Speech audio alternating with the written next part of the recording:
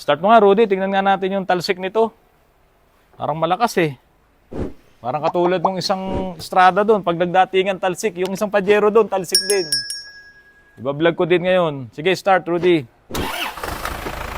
Malamig na malamig pa, oh. Yan natin.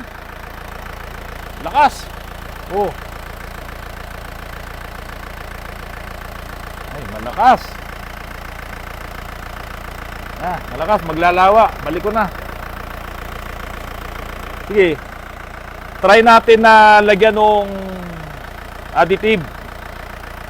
Kung makakatulong. Try lang natin. Sige, patayin mo muna. Lakas. Pero ang ganda ng tunog. Hindi mo sasabing may problema. Hindi siya katok. Pero malamang yung mga ano nito, yung piston ring. Talagang malaki na yung clearance. Kaya hindi niya na nasisil yung compression. Yung compression na yun, sa halip na itulak niya ng malakas yung piston, sumisingaw sa ilalim. Yung pressure na yun ang nagtutulak sa langis para umangat. Yun ang nangyari. Dapat lahat nung ano na yun, pressure na yun, mapunta sa tambucho. O kaya itutulak niya yung piston ng pag-ganon-ganon. Yung pressure nung combustion. Sige, lagyan mo muna niyang ating super oil treatment. Pag makatulong, kahit kaunti lang, hanggat nag-iipon ng budget. No? Para maiwasan yung yung maghanap ng pupuntahan yung pressure yung sa mga oil seal. Pag sobrang lakas na yan, tatagas na sa mga oil seal yan. Yung compression na yun, yung pressure. Videohan mo to, Glenn, yung ating Aeropack na oil additive. Ayan. Ito, dito mo videohan. Para kita yung gwapo ng supervisor natin. Ayan. Pati yung may-ari. Yung pakita mo. Ha? Ayan. Itong pinakagwapo dito, walang sinabi si Ka Richard. Si Ka Richard, pangalawa lang sa gwapo rito. Okay, busin mo yan. Busin mo.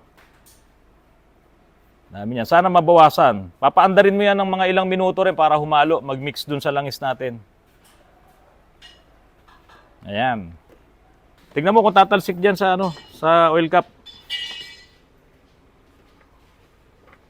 Start po. Okay, start. May talsik din. Hindi masyado. So lahat ng pressure nasa ilalim, nasa crankcase. Dito wala Wala wala sa ibabaw Pahaluin muna natin yung ating Aeropack Super Oil Treatment. Tapos mamaya tignan mo kung mabawasan. Tignan ko nga ito, yung ating Super Oil Treatment. Ayan. Kami lamang po ang meron ito, mga kapatid. Dito lang sa Autorans. Provides a cushion that helps between cylinder walls, piston rings, and valve seals, where friction and metal-to-metal contact have worn these parts. Ibig sabihin, nagkaroon na ng metal-to-metal, lumuwag na yung mga piston ring doon sa kanyang cylinder wall, kaya nagkakaroon ng loose compression. So, tingnan natin kung makakatulong. Yan mo. Yeah. Halika sir. Mayari, halika, mayari. Tignan mo kung meron, sir. Tignan mo, sir.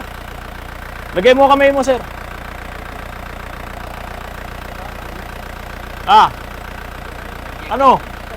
Himala. Halika, sir, dito, halika dito. Halika dito. Ayaw magpakita. Namula ka. Ba't namula ka? Kutis mo, sir. Di ka makapaniwala. Akin nga yun. Yan lang po. Nakita nyo naman kung gaano kalakas yung tilamsi kanina.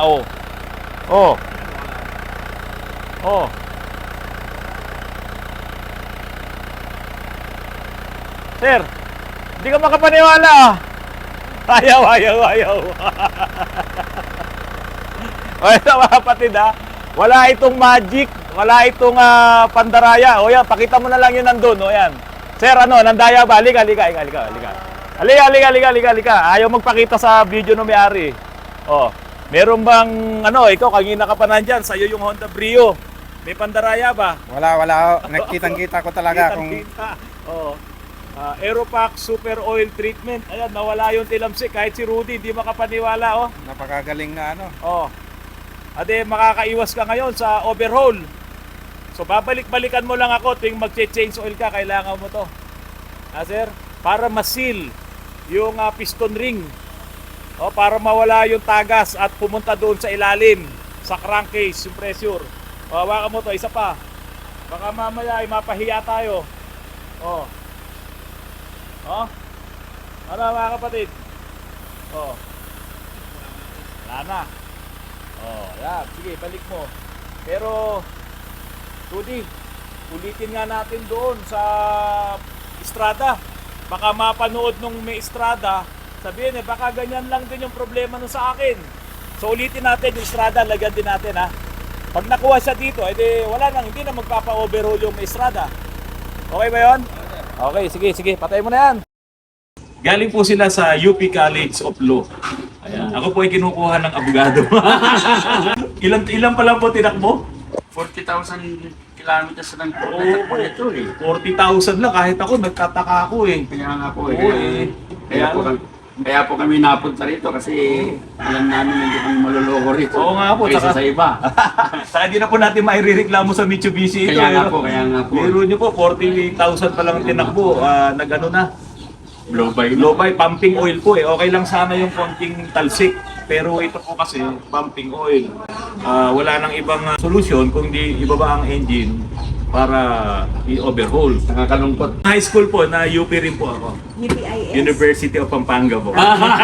Ito po yung ex-girlfriend ko po. The wife na ngayon. Opo, ex-girlfriend ko. Hapon na po pala. Hapon po. Oy, Tolits, halika nga dito. Tolits, halika dito. Sandali, halika. Ako na lang mag-start ba? Si Engineer Tolits. Hindi, ito, papakita ko lang. Yan ka lang, tabi ka kay ma'am. O, yan. I-start mo nga lang sandali. Yun lang magiging trabaho mo. Ayan. Ako, nakakapanghinayang 40,000 lang Oo nga tinakbo. po, eh. Mag-overhaul tayo. Yan. Sige, Tolits, start mo. Sige. Akala ko sobra sa langis eh. Hindi naman. Saka naglalawa yung langis dun sa baba. Kaya nga po eh. Kasi naghahanap na po yung oil ng lalabasan eh. Kaya yung mga oil seals niyan, doon na siya lumalabas. Ito mga kapatid, pakita ko sa inyo yung tumatagas na langis. Kaya kayo start lang po niyan, lalagay ko po yung kamay ko. Ayan na po. Grabe. Minor pa lang po yan. What more po pag nire-revolution nyo. Ayan. Okay, Tolit, matayin mo na. Baka may dala kang ulam. Ayan, nagdalawa po. So, ayan. Ito po ay hindi ko control. Kung sakaling makontrol man siya dito sa suksukan itong dipstick, maghahanap siya ng lalabasan na iba. At pag naubos yung langis, bigla na lang mag-stack up. Biglang dito. Opo, delikado po siya. Hindi na po siya advisable na gamitin. Ito nga nakakagulat sir kasi isipin nyo, hindi naman siya nag-low power. Malakas pa ho. Malakas pa rin, malakas umakyat lahat. Kaya lang naging ganyan. Kapag po kasi- Nakakalungkot nga. Kapag po yung ang sasakyan kapag bagong overhaul o kaya bagong buo, sabi nga ng mga matatanda, palambutin. Kasi yung kasuan ho niyan talagang pa siya, mahigpit. Mahigpit pa, okay O pa. kaya hindi mo yan pwedeng biglain. Kaya bine-break in mo na yan, palambutin. Or else po, pwede siya masira, mag-overheat, or madamage yung mga parts na intact pa talaga. Yung po kasing mga ganito, wala na hong palalambutin dito, kaya talagang kuminsan mas mabilis pa ho yung yung mga ganito na yung loose compression na. Kaso ang mangyayari nga lang ho dyan, bibigay ho kagad. Ito yung anak ni Tito. Baka pa-disco. Baka ma-discover ka lang. Ito yung anak ni Tito. Nag-aaral siya ng saan? Elementary? Sa elementary New Era po. Yung Ira, high school. Hanggang senior high po ako. Hanggang senior high. Sino girlfriend mo dyan? Kapatid, napanood nyo yung crosswind na yon na nilagyan ko ng Aeropack Super Oil Treatment. Nawala yung tilamsik doon sa dipstick. Ngayon, baka mamaya mapanood, subukan din natin itong Aeropack. Pag nawala ang talsik nito, papupuntahin ko na ulit sila dito, kunin na muna nila yung sasakyan nila. Pero kung hindi mawawala yung talsik, talagang tayo ay mag-overhaul ng makina na ito. Sige, Rudy, lagay mo na. Glenn, i-video mo dito. Lagay muna natin. Baka ito naman ang makatulong. So hanggat walang budget. Kaya lang, ang problema dito, ang daming taga sa ilalim. Subukan muna nating ilagay itong Aeropack Super Oil Treatment. Ayan, kita, dito ka para makita mo. Ayan. So, nilalagay natin. Sana makatulong na mawala yung talsik nito. Sana. Sige, okay na yan. Saran mo muna, paandarin natin ng kaunti para mag-mix yung ating super oil treatment sa engine oil. Ayan, tingnan natin kung titilamsik dito. Maraming mga problema ngayon na ganito ang mga makina. Kasi baka ang problema ay sa engine oil. Marami kasing fake na engine oil ngayon. Minsan sobrang labnaw talaga. Yung in-expect mo na 5W30 na viscosity niya, kung fake yung makukuha mo, baka gauge 10 ka lang ng mga langis na yan. Parang yung mga ATF, ang labnaw niya, hindi pwede yun sa mga engine. Kasi nga, fake. So mag-iingat kayo sa pagbili ng mga langis. Baka yan ay peke. Doon kayo bumili sa mga trusted yung mga auto supply. Huwag po doon sa mga naglalako ng langis. Ayan, maraming ganyan. Malalaman nyo yung mga nagbebenta na galing sa ganito, galing dito, galing sa kasa, galing ganun. Yung pala, fake talaga. Talaga na ni Rudy ng super oil treatment. Ito, tingnan nyo mga kapatid. Gwapo ni Rudy. Sige Rudy, paki-start mo nga. Tignan natin kung nakatulong itong Aeropack Super Oil Treatment dito sa kanyang sasakyan. Yan. Okay, tingnan natin. Yan, start natin. Magmi-mix muna ng konti yung ating langis, yung ating doon sa Aeropack Super Oil Treatment. Yan. Tingnan natin kung meron pang talsik. Sana wala na. Pero kailangan painitin muna natin ng konti. Kasi masyadong malamig. Nako. Nako. Wala na po. Talagang hindi siya matutulungan ng ating Aeropack Super Oil Treatment. Talagang medyo malakas po yung talsik nito. Ayan mga kapatid. So, sawi po tayo, sawi. Ayan, lumalakas na, So, sawing-sawi po tayo dito sa kondisyon ng makina na to. Kaya talagang kailangan na po ng overhaul. Sige, balik na natin. Okay, dito mo na ilagay yung camera. Itong Pajero na to, malakas din ang tilamsik sa dipstick. Ngayon, itatry din natin mamaya na lagyan ito ng ating Aeropack na super oil treatment. Pero ipapakita ko muna sa inyo itong before, yung dipstick, aalisin ko, tignan natin kung gaano kalakas yung tilansik ng langis. Ako, tirik na tirik lang yung araw dito. Sige nga, i-start mo nga, Kuya Jaime. Start mo. One click naman to. Pero sa andar pa lang, parang hindi na talaga okay yung andar nitong makina. Yan, nanginginig siya, tignan natin ngayon kung malakas ang tilamsik. Sige, tanggalin mo yung dipstick. Dito ka. Ayun, yung kulay puti. Tanggalin mo. Tingnan natin kung malakas ang tilamsik nito. Ayan. Tingnan mo, ganun mo yung kamay mo kung may tilamsik. Kailangan painitin pa ng konti. Ayan na, sige. Ayan. Lakas, no? Ayan, wala. Talagang malakas ang tilamsik ng langis dun sa dipstick, sa suksukan ng dipstick. So kapag ganito kasi mga kapatid, talagang ito ay overhaul na, general overhaul. Sige, patayin mo na, maingay. No? Ngayon, itatry ko rin na palagyan ito ng Aeropack Super Oil Treatment. Tingnan natin kung makakatulong. Ngayon, kung hindi makakatulong, wala na po tayong magagawa.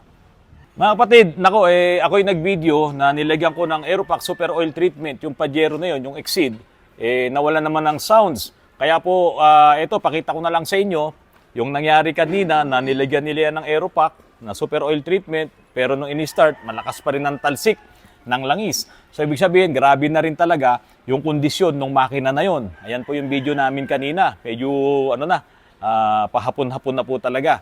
So, yung super oil treatment po na Aeropack, kung hindi naman talaga grabe pa yung damage ng engine nyo, makakatulong po yan. Katulad ng isang crosswind na ipinakita po namin sa inyo. Natulungan pa siya ng ating super oil treatment. Pero kung medyo grabe na talaga, ay hindi na po natin masasabi na makakatulong. So, susubukan, kapag ka nakatulong, yan po, bumili po kayo nitong mga produkto na to, na meron din po tayo sa online, meron tayo sa Shopee at meron din po tayo sa Lazada. Aeropack Super Oil Treatment, malaking tulong po yan para maalagaan pa ang inyong makina na medyo going to babay na.